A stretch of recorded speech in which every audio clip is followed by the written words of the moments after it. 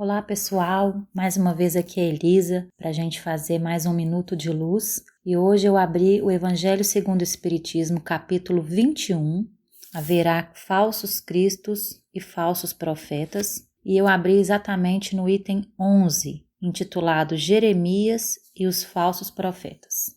Contar para vocês que antes de começar essa gravação, eu estava querendo muito falar sobre a questão 625 de O Livro dos Espíritos, mas como eu já tinha me desviado da promessa de falar sobre o Evangelho segundo o Espiritismo, feita nos áudios anteriores, eu resolvi voltar e obedecer e abrir aleatoriamente para que a espiritualidade intuísse qual seria a gravação de hoje. E aí, quando eu abri, saiu nesse capítulo os falsos profetas, Jeremias e os falsos profetas, eu falei, falar desse assunto delicado, né? Mas é interessante que a pergunta 624, que é anterior à que eu queria falar, também é sobre esse assunto. Então, achei melhor obedecer à intuição e falar sobre esse assunto. Então, vamos à leitura.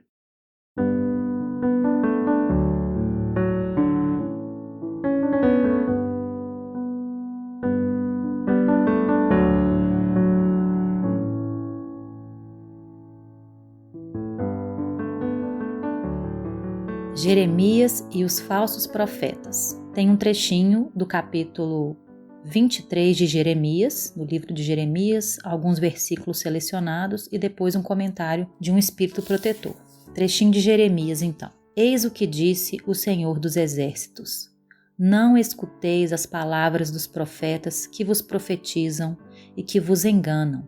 Eles divulgam as visões de seus corações e não o que aprenderam da boca do Senhor. Dizem a aqueles que me blasfemam, o Senhor o disse, vós tereis a paz, e a todos aqueles que caminham na corrupção de seus corações, não vos atingirá o mal. Mas quem dentre eles assistiu ao conselho de Deus? Quem viu e ouviu o que ele disse? Eu não enviava esses profetas, e eles corriam por si mesmos. Eu não lhes falava, e eles profetizavam de sua cabeça. Eu ouvi o que disseram esses profetas que profetizaram a mentira em meu nome, dizendo, sonhei, sonhei. Até quando essa imaginação estará no coração dos profetas que profetizam a mentira e cujas profecias não são senão seduções de seus corações? Se, pois, esse povo, ou um profeta, ou um sacerdote, vos interroga e vos diz, qual é o fardo do Senhor? Vós lhe direis, vós mesmos é que sois o fardo, e eu vos lançaria bem longe de mim,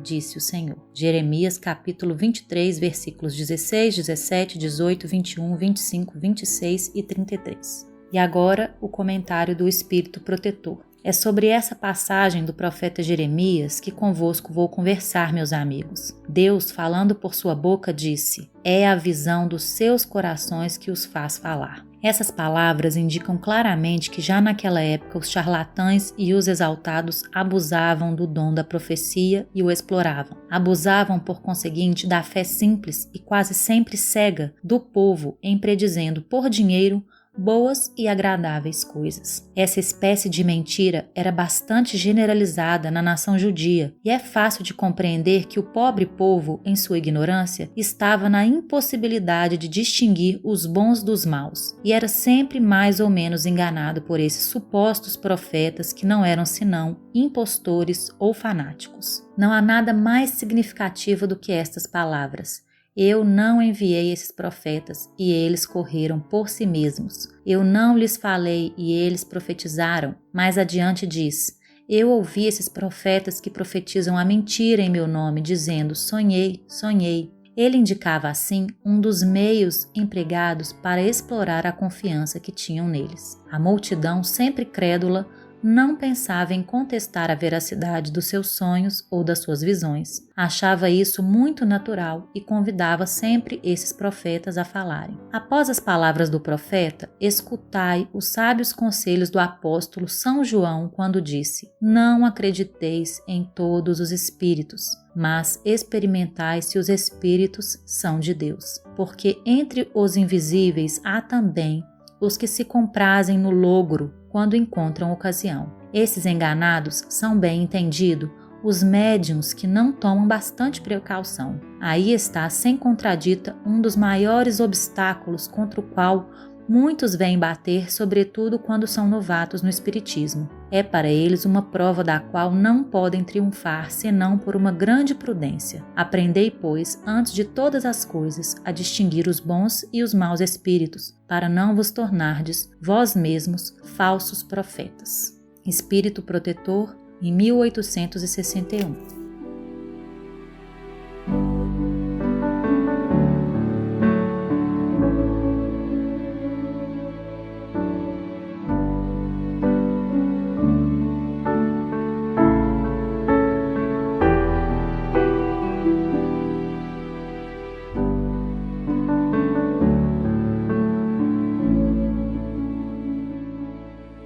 Esse assunto nos remete à necessidade que nós temos de conhecer a lei divina e como esse conhecimento acontece na humanidade. Não é somente por via mediúnica ou dos profetas que as leis divinas são reveladas aos homens. Segundo o Livro dos Espíritos, a lei divina está na consciência do ser humano e ela é revelada o tempo todo na própria natureza. Então, se uma pessoa quiser conhecer a lei divina, observando o mundo, observando a natureza e observando a própria consciência, encontrará sempre a melhor forma de agir em qualquer situação. Mas também Deus envia certos homens a missão de tornarem mais clara a sua lei para os outros. E muitas vezes, esses homens, pretendendo instruir os outros, se enganam e se torna um instrumento de erro, na verdade. Mesmo assim, entre os erros que ensinaram, grandes verdades muitas vezes se encontram. E aí, o verdadeiro profeta é aquele que é um homem de bem, inspirado por Deus. Os Espíritos dizem isso na pergunta 624 do Livro dos Espíritos, que nós podemos reconhecer o verdadeiro profeta por suas palavras e pelos seus atos. Impossível é que Deus se sirva da boca do mentiroso para ensinar a verdade. Então, existem essas formas de conhecer a lei divina, observando a natureza, olhando e estudando a própria consciência e muitas vezes através dos ensinos dos profetas, dos médiuns, das pessoas que têm a missão de trazer à Terra, ao plano material, os ensinos espirituais, a lei divina. E aí é que a gente entra na pergunta que eu queria muito ter falado e eu acho que ela encaixa aqui.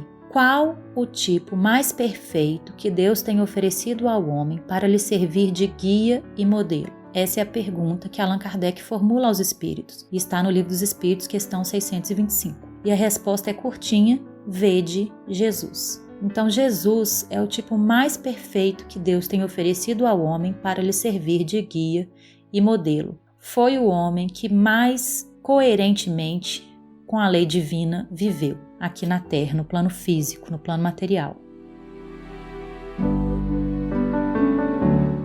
Mas só por Jesus é que foi revelada a lei divina aos homens? Antes do seu aparecimento, não havia uma forma de os homens conhecerem a lei divina? Essa pergunta também foi feita por Kardec aos espíritos e eles responderam que sim, a lei divina está por toda parte e todos aqueles que buscaram compreendê-las e ensiná-las conseguiram de alguma forma mais completamente ou menos incompletamente, com mais adulteração ou menos adulteração, transmitir a lei divina. Mas é em Jesus que essas verdades foram vivenciadas, exemplificadas e ensinadas em sua completude. E aí tem mais uma pergunta interessante. Então, já que Jesus viveu a lei divina em sua completude, revelou aos homens toda ela, qual é a razão, qual é a utilidade do ensino dos Espíritos? Para que o Espiritismo, então? Já que Jesus já revelou e já viveu e exemplificou e ensinou a lei divina em sua completude. E aí os Espíritos, na questão 627 do Livro dos Espíritos, explicam que o ensino dos Espíritos é necessário porque Jesus falava com muitas figuras, alegorias, parábolas, de conformidade com a sua época. E é muito necessário que elas sejam explicadas, que as questões que Jesus ensinou sejam explicadas, desenvolvidas e colocadas de uma forma clara. Então, a missão dos Espíritos consiste em abrir os olhos e os ouvidos de todos, tornando os ensinos de Jesus mais claros e sem equívocos, para que ninguém diga que não sabe, que não conhece, que não viu, que não conhece o bem. Então, com esse conhecimento claro, fica mais difícil que haja um falseamento, uma adulteração do sentido da lei divina, que é toda de amor e de caridade. Então é nesse crivo de lei de amor e de caridade que é a maneira mais eficaz de nós nos precavermos contra os enganos que os espíritos, através dos falsos profetas, podem nos incitar. É muito importante ao estudo do espiritismo que a gente tenha a clareza viva de que os espíritos desencarnados são pessoas. Pessoas que, como as pessoas da Terra, cometem enganos, têm erros, interesses. Então não é porque um espírito falou X ou Y que nós devemos dizer amém. Não é porque nós recebemos um conhecimento que veio do plano espiritual que esse conhecimento é verdadeiro. É preciso ver se os espíritos são de Deus. E para ver se esses espíritos são de Deus, é preciso que a gente tenha um norte da lei divina. E a lei divina é toda amor e caridade, conforme o ensino dos Espíritos na questão 627 de O Livro dos Espíritos. Se o conhecimento que nós estamos recebendo, de alguma forma, implica uma menor caridade, um menor amor uns para com os outros, então esse conhecimento não é superior. Ele é fruto da falsa profecia, da falsa mediunidade. Então, toda vez que nós recebermos algum conhecimento mediúnico, quando estivermos estudando o Espiritismo, mensagens recebidas por diversos médiuns, é preciso que esse conhecimento esteja sob o crivo da lei do amor e da caridade. Só assim esses conhecimentos podem ser atribuídos a um espírito que vem em nome de Deus, que foi inspirado por Deus. É para que a gente não caia nessa fala de Jeremias, em que esses espíritos falavam coisas da própria cabeça, andavam por si mesmos, não eram enviados de Deus. Então é importante que a gente entenda que os espíritos se comunicam conosco e nem sempre aquilo que eles trazem corresponde à lei divina. A gente precisa ter esse crivo. Então é isso, pessoal. O convite do áudio de hoje que os espíritos nos fazem é de que a gente entenda que nem tudo que é recebido profeticamente, mediunicamente, tem origem divina, tem consonância com as leis divinas e é preciso que nós sejamos prudentes, racionais e também amorosos nas nossas leituras para a gente compreender e distinguir aquilo que é positivo daquilo que não é, daquilo que vem ensinar e acrescentar, daquilo que vem desviar, tirar o foco das questões essenciais cristãs. Eu quero terminar esse áudio reforçando que Jesus Cristo é o nosso guia e o nosso modelo, segundo os espíritos superiores que trouxeram o espiritismo à Terra. E tudo que a gente fizer em termos de conhecimento, em termos de mediunidade, em termos de trabalho espírita, movimentos humanos, que fuja do cristianismo, do amor, da caridade, é atraso de vida para nós. Que nós possamos, então,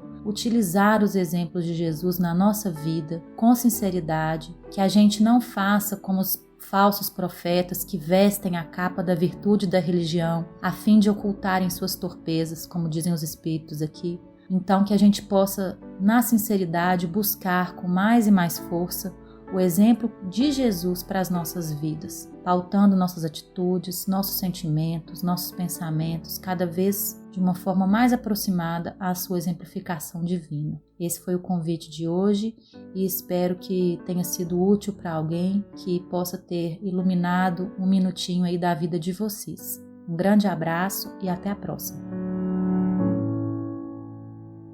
Ai, pessoal, espera aí mais um minutinho. Enquanto eu estava editando aqui, me veio uma intuição, uma ideia que eu queria terminar falando dela, porque eu enfoquei muito a questão do nosso relacionamento com a mediunidade ostensiva, de quando a gente recebe mensagens mediúnicas, né, ou proféticas, e como a gente lida com essas mensagens, como a gente lida com os espíritos que trazem essas mensagens. Mas, pensando num aspecto mais cotidiano desse ensinamento, é preciso que a gente lembre que todos nós somos médiuns em algum nível e que nós podemos nos tornar falsos profetas toda vez que nós falarmos coisas da nossa cabeça e do nosso coração e não em nome de Deus. E quando a gente diz em nome de Deus, lembrando da lei do amor e da caridade. Toda vez que a gente agir fora dessa lei, estamos de uma certa forma propagando mensagens espirituais, influências não tão positivas e que não vão acrescentar e que não vão engrandecer a realidade humana. Se a gente quiser ser verdadeiros profetas, que nós nos movamos de acordo com a vontade de Deus sempre, não falemos coisas, não hajamos, não nos posicionemos contra a lei divina.